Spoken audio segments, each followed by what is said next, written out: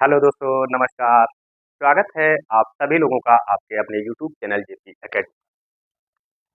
जैसा कि आप लोग जानते हैं कि हम लोग यहाँ पर हिंदी साहित्य का अध्ययन कर रहे हैं, जो कि आपकी परीक्षाओं के लिए महत्वपूर्ण है, जैसे कि UP TGT, PGT, BPSC, Hindi TGT या फिर कोई भी ऐसी परीक्षा है जहाँ पर आपसे हिंदी साहित्य पूछा जाएगा, उसके विषय में अध्ययन कर रहे हैं और आपके लिए लाभकारी रहेगा। आज हम लोग हिंदी साहित्य के द्वितीय कालखंड भक्ति काल, जिसे आप लोग भक्तिकाल के नाम से जानते हैं, या उत्तर मध्यकाल जिसे आचार्य रामचंद्र शुक्ल जी ने कहा है, उनके महत्वपूर्ण प्रश्नों का अध्ययन करेंगे।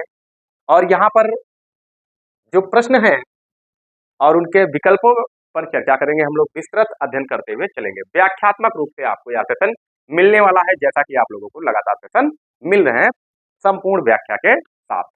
तो चलिए शुरुआत करते हैं हम लोग आज के सेशन की। ज्यादा देर ना करें, आप लोग बहुत ही ध्यानपूर्वक प्रश्नों को देखिएगा और अंत तक बने रहिएगा। 25 प्रश्न हैं और बहुत ही महत्वपूर्ण प्रश्न है। 25 प्रश्नों से लगभग आपको 100 प्रश्न यहाँ पर क्लियर हो जाएंगे, 100 पॉइंट आपको क्लियर हो जाएंगे, जो कि भक्तिकाल से बहुत ही महत्वपूर्ण रहे। चलिए स्टार्ट करते हैं। आज का अपना पहला प्रश्न है, सगुण भक्ति काव्य में राम और कृष्ण को निम्नलिखित में किसका अवतार माना गया?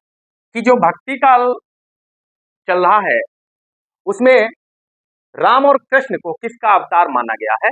आप जानते हैं कि जो भक्ति काल है, जो भक्ति काल है, इसे दो भागों में विभाजित किया गया, या इसको हम यूं कहें कि दो काव्य धाराओं में इसे बांटा गया है। एक को कहा जाता है निर्गुण काव्य धारा, आप सभी लोग जानते होंगे निर्गुण काव्य धारा, और दूसरे को कहते हैं सगुण काव्य धारा। और सगुण काव्य धारा को फिर से पुनः दो भागों में बांटा गया है। एक को कहा गया राम काव्य, राम काव्य या रामात्रयी शाखा। दूसरे को कहा गया कृष्ण काव्य, कृष्ण काव्य या फिर कृष्णात्रयी शाखा। ठीक है, तो यहां पर ये जो दोनों धाराएं राम और कृष्ण को किस रूप में यहां पर व्यक्त किया गया, ये आपको बताना है। क्या विष्णु रूप में, शंकर रूप में, ब्रह्मा रूप में, या फिर इनमें से कोई नहीं? ये आपको प्रश्न बताना है। इसका विकल्प क्या होगा? उम्मीद करते हैं आप लोगों को आता होगा। तो इसका जो रहेगा वो क्या बताएंगे? विकल्प हमारा पहला होगा विष्णु रूप में। ठीक है, विष्णु का अवतार माना गया है। क्लियर है ना? भक्ति काल से और अगर संबंधित बातों की बात करें तो निर्गुण काव्य धारा को दो शाखाओं में बांट दिया गया है। एक को कहा गया है संत काव्य और दूसरे को कहा गया है प्रेम काव्य। ठीक है ना? क्लियर है? चलिए बाकी चीजें और देखते रहेंगे, हम लोग आगे डिफाइन करेंगे तब। चलिए आगे चलते हैं। प्रश्न संख्या 2। प्रश्न संख्या 2, कृष्ण कवियों ने कृष्ण के किस रूप को अपने काव्य का विषय बनाया है? कि जो कृष्ण कवि हैं उन्होंने कृष्ण के किस रूप को अपने काव्य का विषय बनाया है? क्या महाभारत के योगेश्वर कृष्ण को बनाया है? क्या श्रीमद् भागवत पुराण के कृष्ण को? क्या उपर्युक्त दोनों को, या फिर वैदिक ऋषि कृष्ण को? तो किसको बनाया गया है, ये आपको प्रश्न का उत्तर देना है। तो क्या बताओगे भाई? तो यहां बताएंगे कि विकल्प 2 सही होगा। विकल्प 2 आपका बिल्कुल सही हो जाएगा। श्रीमद् भागवत पुराण के कृष्ण को ही जो है विषय बनाया गया है। ठीक है, चलिए आगे देखते हैं।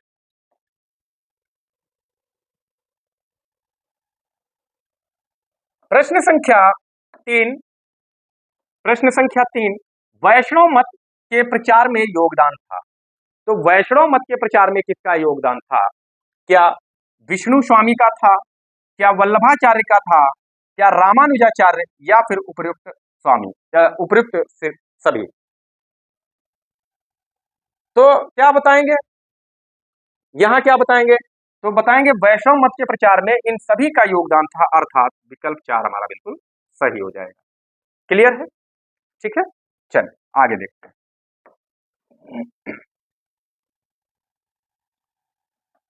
प्रश्न संख्या 4।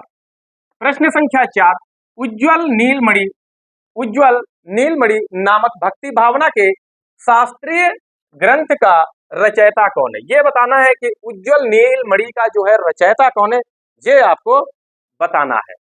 कौन है? क्या वल्लभाचार्य हैं? क्या रूप गोस्वामी हैं? स्वामी हरिदास हैं? या फिर नंददास हैं? कौन हो जाएंगे? तो यहाँ क्या बताएंगे दोस्त? तो कहेंगे रूप गोस्वामी। ठीक है, कौन हो जाएंगे? रूप गोस्वामी हो जाएंगे। क्लियर है? चले आगे देखते हैं। प्रश्न संख्या 5 बहुत ही बेहतर प्रश्न है और आप लोगों से बहुत ही ज्यादा पूछा जाता है। राधा वल्लभ संप्रदाय का प्रवर्तन किसने किया? ये आपको बताना है। राधा वल्लभ संप्रदाय का प्रवर्तक कौन है? ये आपको बताना है। क्या हित हरिवंश जी हैं, क्या वल्लभाचार्य जी हैं, निम्बार्क जी हैं या विष्णु स्वामी? राधा वल्लभ संप्रदाय के प्रवर्तक कौन है? ये आपको बताना है। तो क्या बताओगे? कहेंगे हित हरिवंश जी। विकल्प हमारा पहला सही हो जाएगा। अगर आपसे पूछा जाए राधा वल्लभ संप्रदाय की स्थापना, संस्थापक तो पता ही हो गया, प्रवर्तन किसने किया? प्रवर्तन हित हरिवंश ने। अगर पूछा जाए कब किया है तो क्या बताओगे? 1534 ईस्वी में। कब किया गया दोस्त? तो बताओगे 1534 ईस्वी में। और कहाँ? तो बताना है वृंदावन। कहाँ? तो वृंदावन में। ठीक है, ये आप लोग याद रखेंगे। क्लियर है? अगर हम हित हरिवंश की बात करें, हित हरिवंश की बात करें तो हित हरिवंश का जन्म अगर आपसे पूछ लिया जाए, बहुत मुश्किल रहता है, जन्म पूछ लिया जाए तो 1502। ठीक है, जन्म क्या इनको क्रम से लगाने के लिए आता है तो वहां पर ये बेहतर रहेगा। अब इनकी प्रमुख रचनाओं की बात करें। प्रमुख रचनाएं जो है किसकी? हित हरिवंश की प्रमुख रचनाएं कौन कौन सी हैं ये आपको बताना रहेगा। तो क्या बताओगे? नंबर 1 बताओगे हित 84। क्या बताओगे? हित 84। ठीक है, हित 84 बताओगे। फिर दूसरी क्या बता दोगे? कहोगे यमुनाष्टक। क्या बताओगे? यमुनाष्टक। दूसरी रचना यमुनाष्टक। तीसरी कब क्या बताओगे? राधा राधा सुधा सुधा निधि। ये आपकी तीसरी रचना हो जाएगी, राधा सुधा निधि। ठीक है, चौथे में क्या बताओगे? स्फुट, क्या था? स्फुट वाणी। स्फुट वाणी या पद भी ने कहेंगे, कोई दिक्कत नहीं है। ठीक है, स्फुट वाणी। आपसे अगर ये पूछा जाए राधा वल्लभ संप्रदाय में प्रमुख, संप्रदाय में उच्च किसे माना गया है? उच्च किसे माना गया है? तो क्या बताओगे? राधा। राधा किसे उच्च माना गया है? राधा को कृष्ण से बड़ा माना गया है या फिर पहले इनको माना गया। पहले का मतलब ही बड़ा हो जाएगा। ठीक है, यहां पर दोनों की मूर्तियां क्या मेरे प्यारे? तो यहाँ मूर्तियां नहीं होती है, नहीं, दोनों की मूर्तियां नहीं होती। क्या होता है? तो क्या बताओगे? स्वर्ण पत्र पर नाम अंकित होता है। क्या होता है? नाम अंकित होता है। नाम अंकित होता है, सिर्फ नाम अंकित होता है, स्वर्ण पत्र पर मूर्तियां नहीं होती है। ठीक है, इतना आपको क्लियर हुआ है? चले आगे देखते हैं हम लोग, अगले प्रश्न की ओर चलते हैं। प्रश्न संख्या 6। प्रश्न संख्या 6, सूरदास को किस महाकवि की वंश परंपरा में माना जाता है? ये प्रश्न आपसे पूछा गया। सूरदास को किस महाकवि की वंश परंपरा में माना जाता है? क्या तुलसीदास की परंपरा में माना जाता है, क्या चंद्र बरदाई की परंपरा में, जगनी की परंपरा में या फिर विद्यापति की परंपरा में माना जाता है? तो आप क्या बताएंगे? ये आप लोग आसानी से कर भी सकते हैं मेरे दोस्त, क्योंकि यहां देखेंगे, क्योंकि यहां देखें तुलसीदास और विद्यापति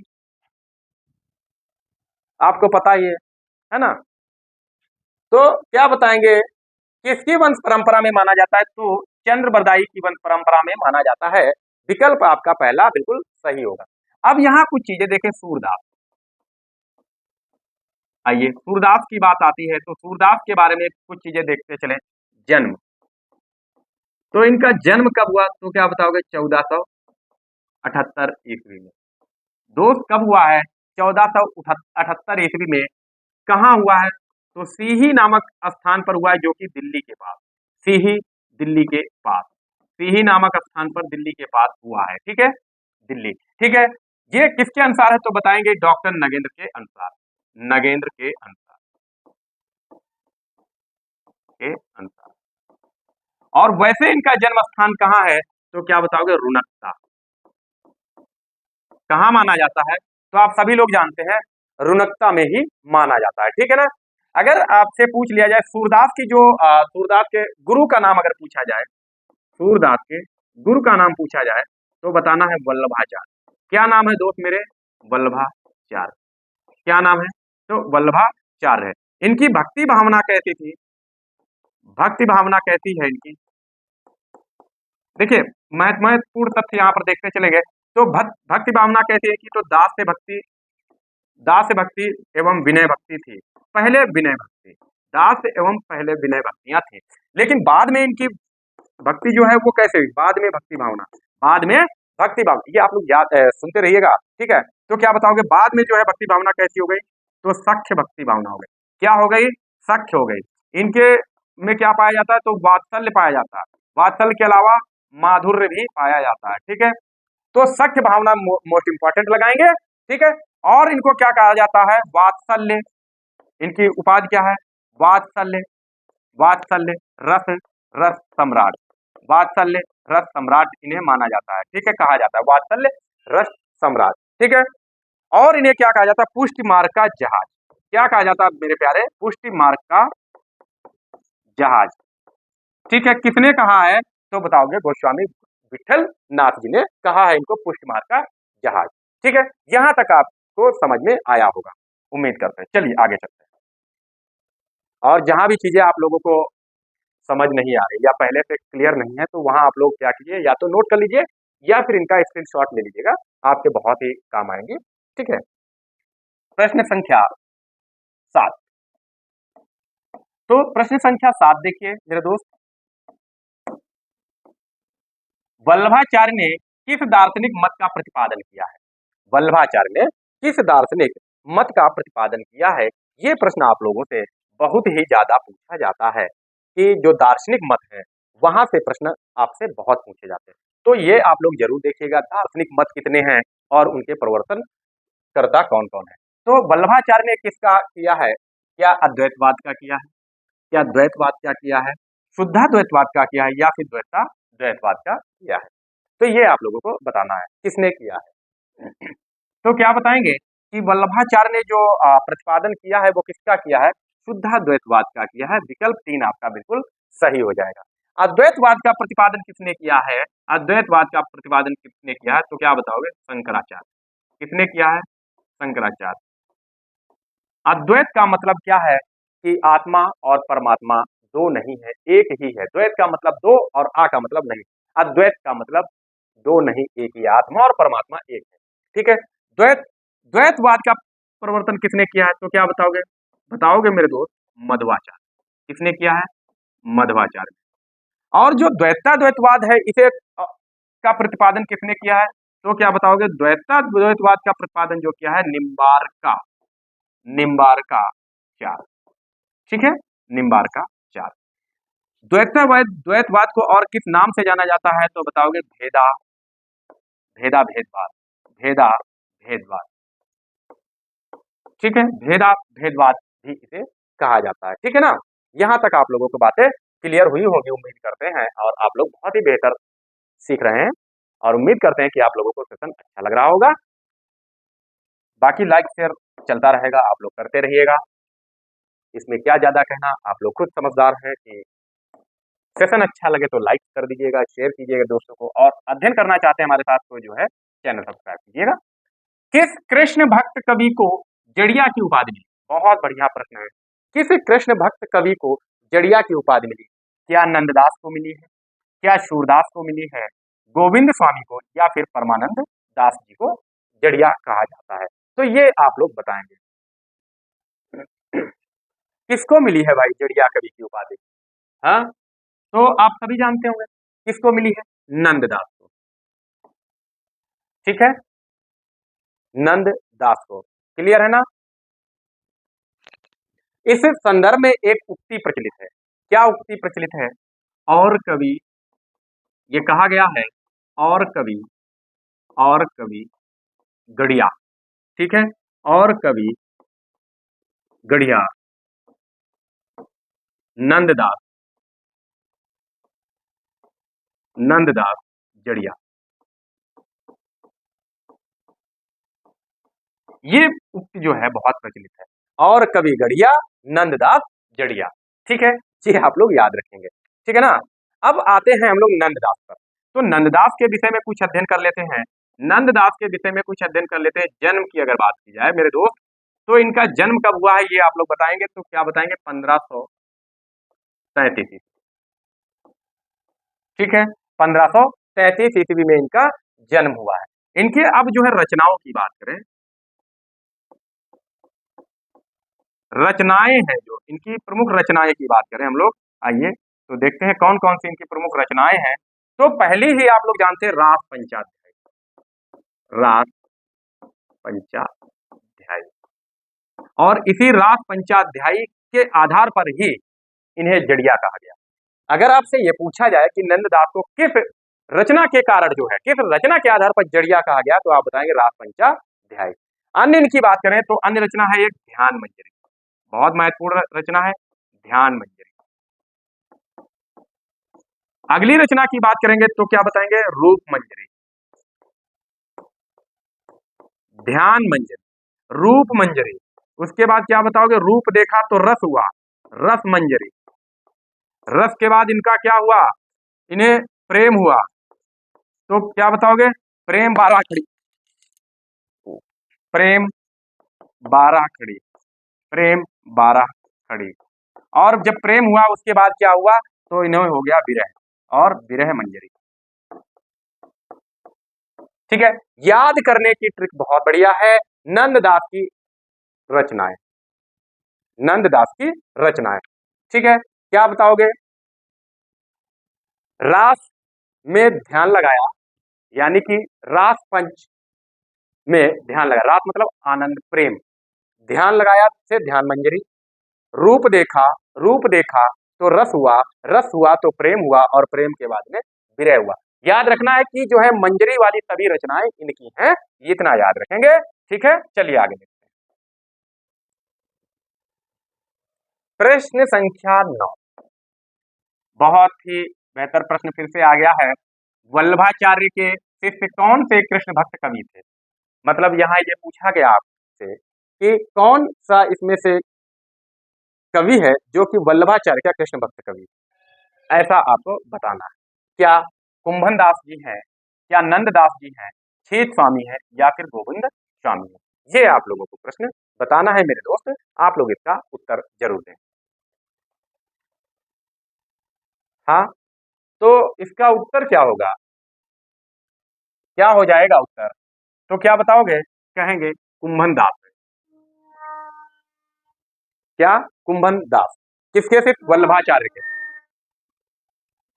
क्लियर है। तो यहाँ पर पहली बात, चारों जो कवि दिए हैं ये चारों के चारों कृष्ण भक्त कवि हैं, लेकिन कुंभन दास सिर्फ वल्लभाचार्य के शिष्य हैं, बाकी जो है ये इनके नहीं है। तो बाकी किसके हैं, तो बताएंगे ये जो है विठल नाथ के हैं।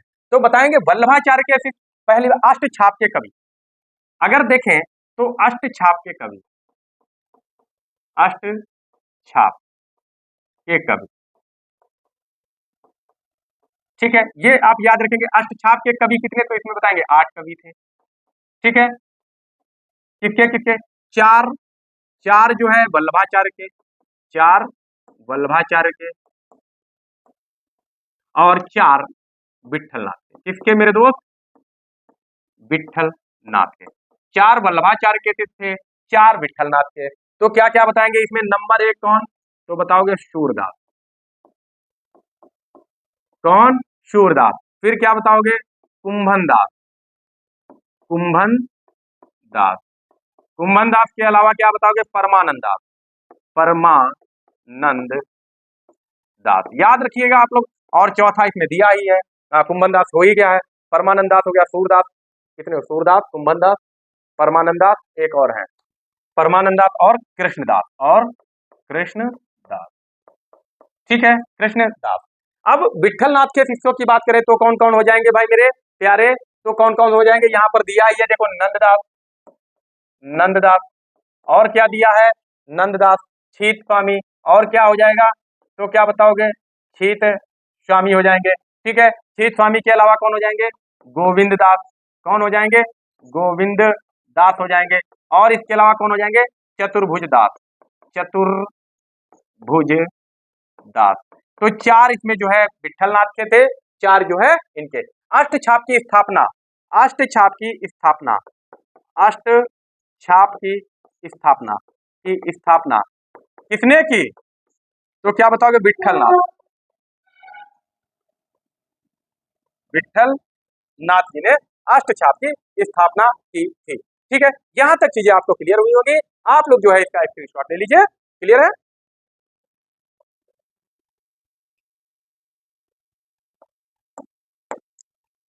प्रश्न संख्या 10, प्रेम वाटिका के रचनाकार कौन है। तो प्रेम वाटिका के रचनाकार कौन है, क्या मीराबाई है, रसखान है, सूरदास है, या फिर नंददास है। कौन है, प्रेम वाटिका के रचनाकार कौन है, मीराबाई, रसखान, सूरदास, या फिर नंददास। कौन हो जाएंगे मेरे दोस्त, तो क्या बताएंगे आप लोग, जल्दी से आंसर टिक कीजिए। आप लोग देखिए आप लोग कितना सही कर पाते हैं। तो बताना है कि जो है प्रेम वाटिका के रचनाकार कौन हो जाएंगे, तो आप बताएंगे रसखान। रसखान, रसखान की बात करें तो इनका जो है जन्म की बात करें, रसखान का जन्म कब हुआ था, तो बताओगे रसखान का जन्म जो है 1537 ईस्वी में हुआ था। कहाँ हुआ था, तो बताओगे पिहानी, पिहानी, और ये पड़ता है हरदोई डिस्ट्रिक्ट में, हरदोई जिले में, मेरे पास में ही है पिहानी, वहीं इनका जन्म हुआ था। अगर हम रसखान की रचनाओं की बात करें, देखिए मेरे प्यारे, रचनाओं की बात करें किसके, रसखान की, तो यहाँ एक तो रचना दी है आपको प्रेम वाटिका, तो दूसरी क्या होगी, बताना है आपको, सुजान, सुजान रसखान, सुजान रसखान। ठीक है, ये इनकी रचना हो जाएगी। अगली बताओगे क्या, दान लीला, क्या हो जाएगी, दान लीला हो जाएगी। महत्वपूर्ण रचना क्या है, तो बताओगे अष्टयाम, अष्टयाम, अष्टयाम इनकी जो है महत्वपूर्ण रचना है। ये आप लोग विशेष तौर पर याद रखेंगे। चलते हैं हम लोग दूसरे प्रश्न की ओर।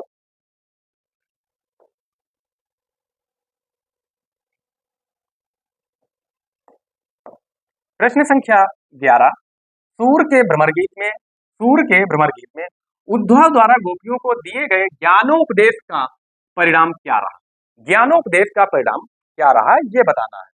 सूर के भ्रमर गीत में उद्धव गोपियों के कृष्ण प्रेम से अभिभूत हुए, गोपियों ने उद्धव के उपदेशों को स्वीकार कर लिया, या फिर उद्धव का गोपियों ने उपहास किया, या इनमें से कोई नहीं। यहां पर कौन सा हो जाएगा, तो क्या बताओगे, तो बताना है उद्धव गोपियों के कृष्ण प्रेम से अभिभूत हुए। यहाँ पर जो है गोपियों ने अपना जो है कृष्ण प्रेम को दर्शाया, जिससे वो बहुत ज्यादा अभिभूत हो गए। कौन, तो उद्धव। ठीक है, चलते हैं आगे। और कहती हैं, उद्धव मनन भय दस बीस, एक हुतो सो गौ श्याम संग। उद्धव मनन भय दस बीस, एक हुतो सो गयो श्याम संग। मतलब कह रही हैं कि उद्धव कैसे मैं मान जाऊं, कैसे ये मेरा मन मान जाए, मन मेरे 10-20 नहीं है, एक ही मेरा मन था, मतलब मेरा एक ही दिन था, जो कि कृष्ण प्रेम में लग गया और वो अब कृष्ण के साथ चल दिया है, कृष्ण के प्रेम में बह गया है, कैसे मैं मान जाऊं, ऐसा वो समझाती हैं। तो उद्धव भी उनके प्रेम को समझते हैं, प्रेम के वियोग को समझते हैं, और वो अभिभूत हो जाते हैं, सराबोर हो जाते हैं देखकर। ठीक है, उद्धव मनन भय दस बीस। आजकल का प्रेम तो अलग बात है, आज है तो कल नहीं, आज इससे है कल उससे है, और कहो एक साथ में चार पे हो। गोपिकाओं का, आजकल की गोपिकाएं यही है कि पिज्जा बर्गर खिलाने के लिए कोई और होना चाहिए, ड्रेस दिलाने के लिए कोई और हो, घुमाने फिराने के लिए कोई और हो, है ना। लेकिन तब की बात ऐसी नहीं थी। हम्म, तब नहीं, वो कहती है उद्धव मनन भय तस्वीर, एक हतो सो गौ श्याम संग है। चलिए, तो आप लोग बहुत ध्यान रखिएगा, आप इस युग में जी रहे हैं, आपकी गोपिका देखे रही ना, ऐसा ना हो पिज्जा के साथ बर्गर के साथ, हाँ, शॉपिंग आपके साथ, मौज किसी और के साथ। चलो चलते हैं। प्रश्न संख्या 12, आइए प्रश्न संख्या 12 में देखिए, पुष्टि मार्ग का मूल आधार क्या है, पुष्टि मार्ग का मूल आधार क्या है, क्या ज्ञान प्राप्ति है, क्या भगवान का अनुग्रह है, क्या नव नवधा भक्ति है या फिर ईश्वर का वरदान है? क्या है पुष्टि मार्ग, अर्थात पुष्टि मार्ग का मूल आधार क्या है मेरे दोस्तों, ये आपको बताना है। तो क्या बताना है, बताएंगे पुष्टि मार्ग का जो मूल आधार है वो भगवान का अनुग्रह है। क्या है? भगवान का अनुग्रह है। इसमें और क्या है तो बताओगे प्रेम और भक्ति है। क्या है? प्रेम और भक्ति है। प्रेम और भक्ति इसमें है। किसमें? पुष्टि मार्ग में। और क्या है? सेवा है। क्या है? सेवा है। किसकी? ईश्वर की। और क्या है? कृष्ण के प्रति, कृष्ण के प्रति समर्पण है। कृष्ण के प्रति समर्पण है मेरे प्यारो, ये पुष्टि मार्ग है। ठीक है, पुष्टि मार्ग। ठीक है, पुष्टि मार्ग का प्रवर्तक कौन है? अगर आपसे ये पूछा जाए पुष्टि मार्ग के प्रवर्तक, यहाँ ऐसे प्रवर्तक की बात की जाए, प्रवर्तक, प्रवर्तक कौन हो जाएंगे? तो पुष्टि मार्ग के प्रवर्तक कौन होंगे? तो क्या बताओगे? वल्लभाचार्य। वल्लभा नहीं होता है, वल्लभाचार्य होते हैं मेरे प्यारे। पुष्टि मार्ग जो है प्रवर्तक वल्लभाचार्य। कब होगा, कब हुआ तो बताओगे? 16वीं 16वीं शताब्दी, 16वीं शताब्दी प्रारंभ लगभग 1530 के आसपास माना जाता है। ठीक, वल्लभ संप्रदाय जो है ये इसका मत क्या था? तो वैष्णव मत था, वैष्णव मत। ठीक है, कौन सा? वैष्णव। ठीक है, वैष्णव संप्रदाय भी इसे कहा जाता है, वैष्णव संप्रदाय। ये इतना याद रखेंगे, वैष्णव संप्रदाय भी इसे कहा जाता है। किसे? वल्लभ संप्रदाय को। क्लियर है ना? यहाँ तक आपको समझ में आ गया है ना? चलिए,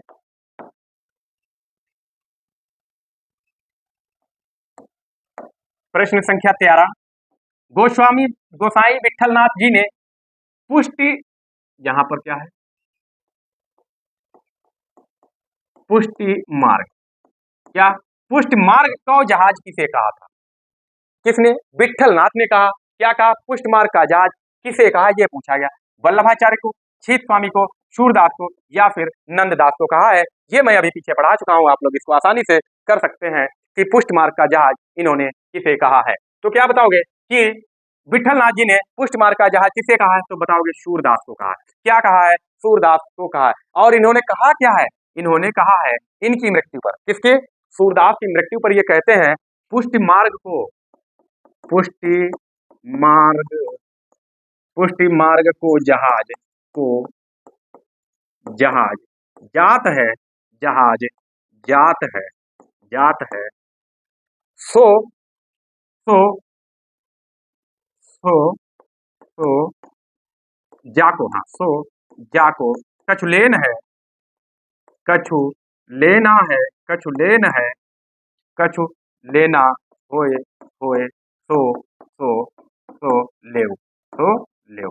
कहते हैं पुष्टि मार्ग को जहाज जात है, सो जाको कछु लेना होए सो लेव। कौन कहते हैं? विठलनाथ जी कहते हैं। कब कहते हैं? सूरदास की मृत्यु पर कहते हैं। अर्थात पुष्टि मार्ग का जहाज किसे कहा जाता है? तो सूरदास जी को कहा जाता है। Very very most important question है और इसे आप लोग याद रखिएगा। चलते हैं अगले प्रश्न की ओर। प्रश्न संख्या 14, ब्रह्म सूत्रों को अणुभाग किस आचार्य ने लिखा है? ब्रह्म सूत्रों का अणुभाग किस आचार्य ने लिखा है? क्या निम्बार्क ने लिखा है, वल्लभाचार्य ने, शंकराचार्य ने या फिर मध्वाचार्य ने? ये आप लोगों को बताना है। किसने लिखा है? तो बताएंगे वल्लभाचार्य ने। अणुभाष लिखा है, ब्रह्म सूत्रों का अणुभाष लिखा है। ठीक है, वल्लभाचार्य। चलिए, प्रश्न संख्या 15, आइए देखते हैं। प्रश्न संख्या 15, गौरंग का संबंध किस संप्रदाय से है? गौरंग का संबंध जो है ये किस संप्रदाय से है? क्या बताओगे? चैतन्य संप्रदाय, राधा वल्लभ संप्रदाय या फिर सखी संप्रदाय? किससे है? चैतन्य संप्रदाय, राधा वल्लभ संप्रदाय या फिर सखी संप्रदाय? तो गौरंग का संबंध जो है वो किससे है? तो क्या बताओगे? चैतन्य संप्रदाय से। ठीक है, चैतन्य संप्रदाय। और चैतन्य संप्रदाय का प्रवर्तन किसने किया? प्रवर्तन किसने किया? तो बताओगे चैतन्य चैतन्य चैतन्य महाप्रभु ने। ठीक है, किसने किया? चैतन्य महाप्रभु ने। ठीक है, क्लियर है। राधा वल्लभ संप्रदाय, इसको किसने किया है? तो हित हरिवंश, हित हरिवंश ने इसका प्रवर्तन किया है। हित हरिवंश ने किया है। इसे जो है संप्रदाय में जो है क्या होता है, इसमें क्या होता है? तो क्या बताओगे? राधा सर्वोच्च, राधा को सर्वोच्च स्थान प्राप्त है मेरे प्यारे किसमें, राधा वल्लभ संप्रदाय में, इसीलिए राधा पहले आ रहा है, ठीक है ना, ठीक है ना। और वल्लभ संप्रदाय ये क्या है, वल्लभ संप्रदाय क्या है, तो ये इसे ही पुष्ट मार्ग कहा जाता है। वल्लभ संप्रदाय को क्या कहते हैं मेरे प्यारे, पुष्ट मार्ग कहते हैं। और संपादक प्रवर्तन किसने किया है, तो वल्लभाचार्य ने किया, ये आप लोगों को पहले ही पता होगा। कृष्ण भक्ति प्रेम यहाँ पर आता है। सखी संप्रदाय के प्रवर्तक कौन, प्रवर्तन प्रवर्तन किसने किया या प्रवर्तक कौन, तो क्या बताओगे, स्वामी स्वामी स्वामी हरिदास जी हैं, हरिदास जी हैं, ठीक है। इसे ही हरिदास संप्रदाय भी कहते हैं, हरिदास संप्रदाय, हरिदास संप्रदाय कहते हैं। यहां तक आपको क्लियर हुआ होगा, उम्मीद करता हूं, बेहतर चीजें हैं।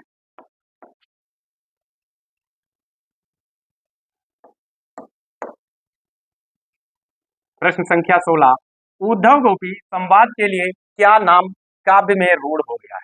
अर्थात जो उद्धव गोपी संवाद हुआ है उसको काव्य में क्या नाम दिया जाता है, क्या भंवर गीत कहा जाता है, क्या रास परंपरा कहते हैं, क्या भ्रमर परंपरा या फिर भ्रमर गीत कहते हैं, ये इसमें क्या कहते हैं भाई, ये आप लोग बताओगे उद्धव गोपी संवाद में।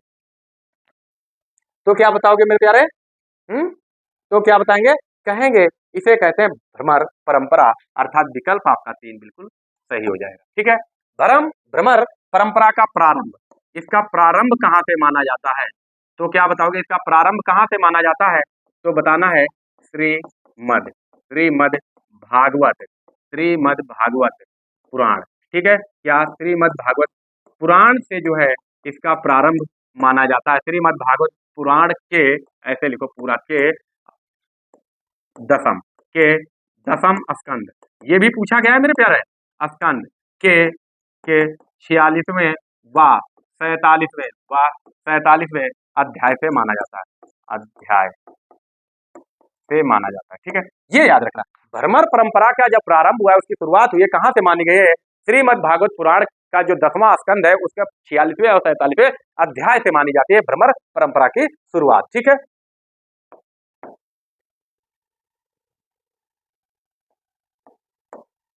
प्रश्न संख्या 17, पंक्ति है, काहे के गोपीनाथ कहावत, पंक्ति किस कवि की है, काहे के गोपीनाथ कहावत, ये पंक्ति किसकी है, क्या सुंदरदास की है, नंददास की है, क्या सुंदरदास की है, सूरदास या फिर नाभादास।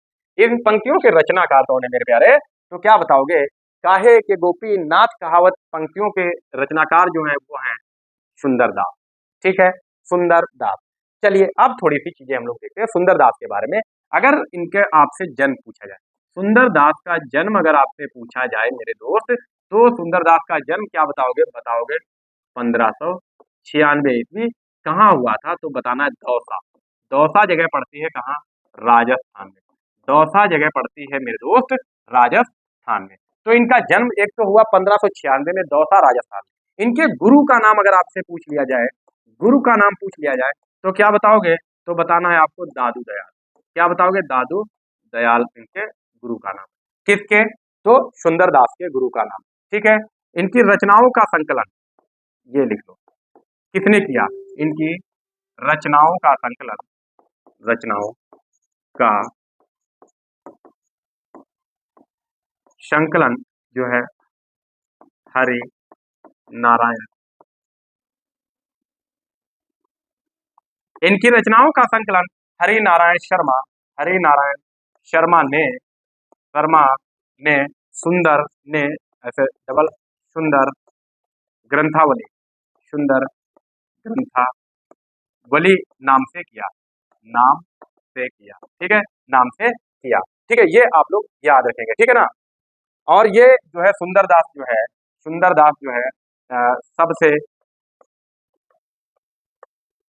सबसे सुंदरदास, सुंदरदास क्या कहते हैं, श्रृंगार रस के घोर विरोधी,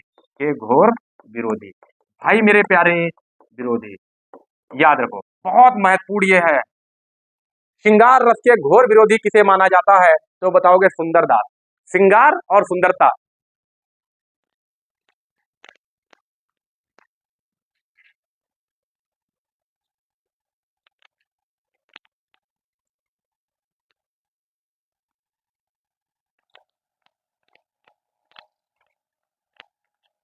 एक दूसरे के पूरक है, श्रृंगार और सुंदरता एक दूसरे के पूरक है, समझ लीजिए। तो ये है सबसे सुंदर, तो ये क्या करे कि श्रृंगार कोई नहीं करेगा, इसीलिए विरोध कर रहे हैं, क्योंकि ये सुंदर कह रहे दूसरों श्रृंगार कर लिए तो ये सुंदर हुई है। भाई दूसरों व्यक्ति अगर श्रृंगार कर लिए तो वो हमसे सुंदर हुई है। सुंदरदास कह रहे भैया श्रृंगार रस को जो है ये विरोध कर रहे हैं कि कोई श्रृंगार ना करिए, हमसे सुंदर कोई ना पाइए, इसलिए हम पूजे जाएंगे। ठीक है, ऐसे आप लोग समझ लीजिए, क्लियर है ना। ओके, इनकी रचनाओं की अगर बात करें, रचनाएं किसकी, सुंदरदास की, तो एक रचना का नाम है ज्ञान समुद्र। क्या नाम है, ज्ञान समुद्र नाम है। और दूसरी रचना क्या है तो बताओगे सुंदर विलास, सुंदर विलास। ठीक है, दो इनकी रचना है, क्लियर है, ज्ञान समुद्र और सुंदर विलास। ओके, उम्मीद करते हैं आप लोग बेहतर समझ रहे हो। चलिए आगे चलते हैं। प्रश्न संख्या 18, प्रश्न संख्या 18, निम्न कवियों को काल क्रमानुसार आरोही क्रम में व्यवस्थित कीजिए। आरोही क्रम में इन्हें व्यवस्थित करना काल क्रमानुसार, अर्थात पहले किसका जन्म हुआ है उसे पहले रखना है और बाद में जिसका जन्म हुआ है उसे बाद में रखना है। तो आप इसको समझेंगे कैसे कि इसमें कौन सा होगा, कैसे समझ पाएंगे? तो चलिए हम लोग देख लेते हैं, इनका एक एक का जीवन परिचय देख लो कि जीवन कब, जन्म कब हुआ है, आप समझ जाएंगे। तो कृष्णदास का जन्म कब हुआ है तो बताओगे इनका जन्म हुआ है 1496। सूरदास का जन्म कब हुआ है तो बताओगे 1478 में हुआ। नंददास का जन्म कब हुआ है तो 1537 में हुआ है। और कुंभन दास का जन्म जो हुआ है वो 1468 ईस्वी में हुआ। ठीक, अब यहाँ पर लगा लो, पहले नंबर पर कुंभन दास, दूसरे नंबर पर सूरदास, तीसरे पर कृष्णदास और चौथे पर आपके होंगे नंददास। ऐसा कहां पर है, कुंभन दास कृष्णदास गलत हो गया, विकल्प यहां गलत हो गया है। पहले नंबर पर यहां पर होना चाहिए कुंभन दास। चलो आप लोग ऐसे लगा लीजिए, कोई बात नहीं, सारे विकल्प जो है गलत दिए हैं, कोई बात नहीं, ये होगा सबसे पहले कुंभन दास, सूरदास, कृष्णदास और सबसे बाद में नंददास। ठीक है, चलिए आगे चलते हैं। प्रश्न संख्या 19, प्रेम बाराखड़ी रचना किस कवि की है, ये आपको बताना है। प्रेम बाराखड़ी रचना किसकी है, क्या नंददास की है, नाभादास की है, सूरदास की है या फिर सुंदर दास की है? प्रेम बाराखड़ी रचना किसकी है मेरे प्यारे, तो क्या बताओगे? हाँ, क्या बताओगे, प्रेम बाराखड़ी रचना किसकी है?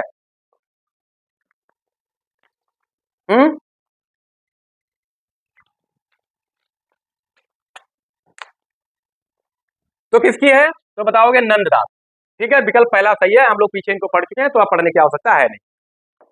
चलिए आगे चलते हैं। प्रश्न संख्या 20, बहुत बढ़िया प्रश्न आ गया है और आप लोग कर पाएंगे इसको बहुत ही आसानी से। श्री सॉरी भ्रमर गीत परंपरा का मूल स्रोत क्या है? अभी देखिए हमने भ्रमर गीत परंपरा के बारे में पूरी जानकारी आपको दी है। भ्रमर गीत परंपरा का मूल स्रोत क्या है? क्या महाभारत है, क्या भ्रमर गीत है, क्या श्रीमद् भागवत पुराण है या फिर रामचरितमानस? क्या है भ्रमर गीत परंपरा का मूल स्रोत? क्या हो जाएगा? तो इसमें देर ना करें, लगाएंगे श्रीमद् भागवत पुराण। कौन सा स्कंद होगा तो क्या बताओगे? 10वां स्कंद, यानी कि 10वां स्कंद। अध्याय कौन सा? 46 व 47वां अध्याय। ठीक है, आप लोग याद रखेंगे, पूछा जाता है मेरे दोस्तों। अगला प्रश्न, सुदामा चरित्र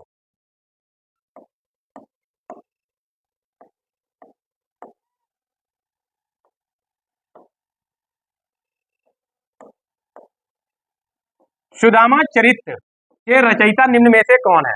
सुदामा चरित्र के रचयिता कौन है? क्या ध्रुवदास जी हैं, क्या कृष्णदास हैं, नरोत्तम दास या फिर रसकान? सुदामा चरित्र आप लोग बहुत ये रचना पढ़े होंगे, सुदामा चरित्र ये पहले चैप्टर भी पढ़ा है इसमें हम लोगों ने। हाँ, इसमें तो हम लोग चैप्टर भी पढ़ा है। कौन तो बताएंगे? नरोत्तम दास। ठीक है ना, नरोत्तम दास। चलिए प्रश्न संख्या 22, प्रश्न संख्या 22 देखिए, सूरदास के रीति निरूपण ग्रंथ का नाम बताइए। बहुत बढ़िया है, सूरदास के रीति निरूपण ग्रंथ का नाम बताना है कि रीति निरूपण किसमें किया गया है। क्या सूर सारावली में है, क्या साहित्य लहरी में है, क्या सूर सागर में है या इनमें से सभी है? ये कौन सा है?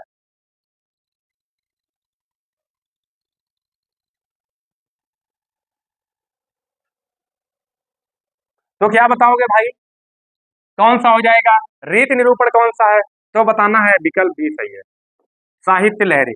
साहित्य लहरी में और क्या है तो बताओगे ये दृष्टकूट भी है, दृष्टकूट, ठीक है। दृष्टकूट यानी कि राधा कृष्ण की लीला का वर्णन, यही है दृष्टकूट, लीला का वर्णन। और इनकी लीलाएं कैसी थी तो रहस्यमयी लीलाएं थी। तो क्या बताओगे, तो क्या बताओगे, रहस्य पूर्ण शैली, रहस्यपूर्ण शैली, इसकी शैली कैसी है तो रहस्यपूर्ण शैली है, ठीक है। और अगर किसी के राधा कृष्ण की लीला, लीला या प्रेम की बात करें, लीला या प्रेम, ईश्वर भाई कृष्ण का लीला कहे या उसे प्रेम कहे, बात एक ही है ना। तो लीला का वर्णन है। और अगर ये लीला का वर्णन है तो क्या है, तो क्या कहोगे, यही जो है अलंकार, क्या है, अलंकार निरूपण ग्रंथ है, अलंकार निरूपण ग्रंथ है भाई। किस प्रकार से लीलाओं प्रेम का वर्णन कैसे होगा, अलंकार के साथ होगा, है ना। तो ये चीजें आप याद रखेंगे। अब यहाँ पर आता है सूर सारावली।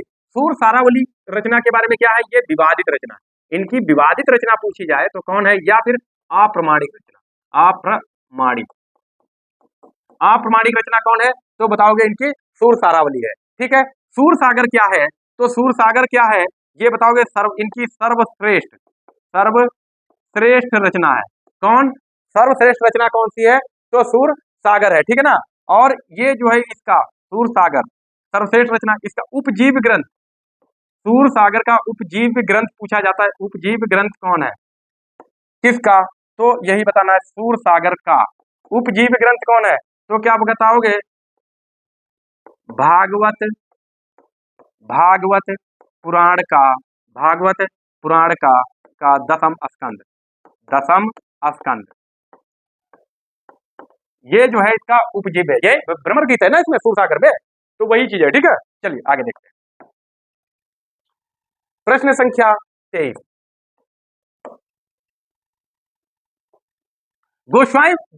गोसाई विठलनाथ के रस ग्रंथ की रचना है भाई, किस रस की रचना है, क्या बताएंगे, रस ग्रंथ की रचना क्या है भाई, तो क्या बताओगे, शांत रस, भक्ति रस, करुण रस या श्रृंगार रस। तो विठलनाथ किसकी है तो क्या बताएंगे, श्रृंगार रस, विकल्प आपका 4 बिल्कुल सही हो जाएगा, ठीक है। चलिए अगले प्रश्न की ओर चलते हैं। विठलनाथ के बारे में पढ़ चुके हैं तो ज्यादा पढ़ने की आवश्यकता अब रही नहीं है। प्रश्न संख्या 24, आइए देखते हैं, गोपियों में सर्वाधिक तर्क करने वाली गोपियां किस कवि की हैं, कि जो गोपियां हैं और उनमें भी सर्वाधिक तर्क देने वाली गोपियां किसकी हैं, क्या नाभादास की गोपियां, सूरदास, नंददास या फिर कृष्णदास। ये प्रश्न का उत्तर आप लोग दीजिए, सर्वाधिक तर्कशील गोपियां किस कवि की मानी जाती हैं ये आपको बताना है। तो क्या बताएंगे मेरे प्यारे, तो कहना है कि ये जो है सर्वाधिक तर्कशील गोपियां जो है नंददास की मानी जाती है, विकल्प 3 आपका बिल्कुल सही हो जाएगा, ठीक है। उम्मीद करते हैं यहां तक आपको क्लियर हुआ होगा और हम लोग अब चलते हैं आज के अपने अंतिम प्रश्न की ओर। अंतिम प्रश्न, आज का अंतिम प्रश्न, तो देखें प्रश्न संख्या 25, 25 मीराबाई की भाषा है, कि जो मीराबाई है, मीराबाई कृष्ण भक्त कवि हैं और इनकी भाषा क्या है, क्या राजस्थानी मिश्रित ब्रजभाषा है, क्या सिर्फ ब्रजभाषा है, क्या खड़ी बोली है या फिर सिर्फ राजस्थानी बोली, तो कौन सी हो जाएगी, तो क्या बताओगे कि जो मीराबाई है इनकी भाषा कौन सी है तो बताएंगे पहला विकल्प सही है, राजस्थानी मिश्रित ब्रजभाषा है, ठीक है। अब हम लोग बात करें मीराबाई, चलिए मीराबाई, मीराबाई के बारे में कुछ चीजें जान लेते हैं, आइए इनके जन्म की बात करें, तो इनका जन्म हुआ कब था तो क्या बताओगे, 1498, कहाँ, कुड़की ग्राम, कुड़की ग्राम पाली, और ये पड़ता कहाँ है तो बताओगे राजस्थान, कहाँ हुआ था, राजस्थान। ये चीजें, इनके अगर आपसे पति का नाम पूछा जाए, पति का नाम पूछा जाए तो क्या बताओगे, भोजराज, ठीक है, भोजराज, इनके पति का नाम भोजराज था, ठीक है ना, क्लियर है यहाँ तक। इनकी अगर भक्ति पूछी जाए तो भक्ति कैसी थी तो क्या बताओगे, माधुर्य भक्ति, माधुर्य भक्ति, ठीक है। इनकी जो भक्ति थी वो कैसी थी, माधुर्य भक्ति, और ये किसकी थी भक्त तो बताएंगे कृष्ण भक्त थी, कृष्ण भक्त थी, ठीक है। यहाँ तक आप लोगों को क्लियर हुआ होगा उम्मीद करता हूँ। इनके जो है रचनाओं की अगर हम बात करें, रचनाएं, तो आइए देख लेते हैं थोड़ी सी चीजें।